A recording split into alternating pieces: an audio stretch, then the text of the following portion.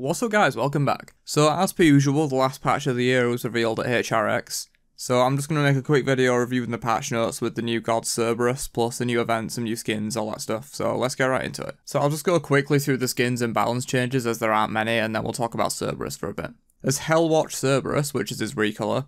Looks pretty good for a recolor to be honest, but it's just a recolor. The Sweet Tooth Sol, not a huge fan of this skin to be honest, but I guess it fits Sol's kind of playful personality in game. I don't think I'll be using it though. There's Brimstone Demon Thor and Brimstone Beast Cambazots. Pretty sure these two are like part of the Ragnarok event, which we'll talk about later. They look really cool too, like the best skins in the patch by far in my opinion. And finally there's Grove Keeper Jingchen. A lot like the Saproot Hollow skin concept for him that's pretty popular, like nature themed with him kind of being a tree ant. Pretty cool skin. So as I mentioned, there's going to be a Ragnarok event that spans 3 patches or so. There'll be quests and the like with loading frames, recall skins and stuff like that as rewards, and then there'll be a final reward of a Hades skin that they've yet to fully reveal. So I'll just quickly brush over god balance since there's not that much in this patch, since they're probably going to be changing the major stuff in 5.1. First up, there's Nanher change to his Impale. Targets who are impaled will now deal impales damage to targets they pass through. I like this a lot, like basically you can't body block Nanher's wave clear anymore. You can still block it for teammates and stuff, but it still does minion damage even if it's blocked by a god. Like, Nanher's really been struggling at higher levels of play where people can just block his clear and he suffers because of that. So this change should help him out a bit in the early game, allow him to get a bit of pressure easier. Next up, Chak's Rain Dance gets a small attack speed slow, 5 to 25% depending on the rank. It could make him pretty powerful against like double hunter comps as a counter pick maybe.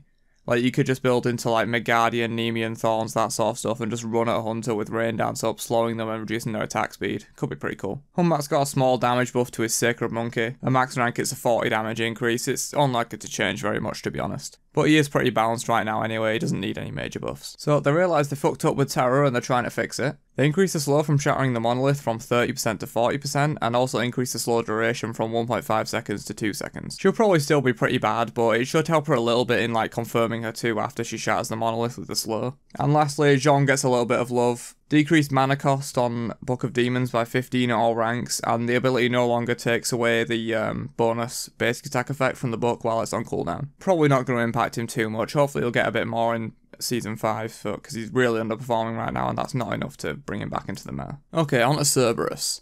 So Cerberus is a Guardian, but he seems kind of like the aggressive, almost damage-oriented style Guardian. Like he also has good CC, but his damage is pretty powerful. His passive, Spirit of Death. Anytime an enemy god within 40 units of Cerberus is healed, Cerberus also receives 40% of that heal and the enemy's heal is reduced by 20%. It's definitely the most simple part of his kit this. It's an interesting way to apply anti-heal though, like you have the anti-heal aura of 20%, like kind of having a pestilence but not quite as good.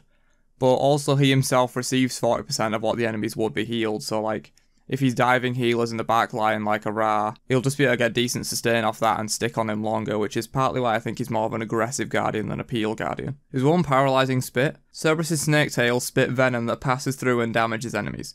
If Cerberus' dog heads are alert, then they also spit venom where the ability is fired. Each head is altered upon hitting an enemy with a basic attack, and all are altered after casting Ghastly Breath. Each projectile that hits the same target deals 20% less damage, but hitting an enemy with all 4 stuns them. This does an insane amount of damage, like, if you haven't seen anyone using it in game yet, the damage on it is absolutely insane. You can full clear wave at like level 7, and it does a lot of burst damage to gods as well. And it also has the potential to land a stun if all 3 heads are alert, like just a pretty insane ability. His 2 Ghastly Breath.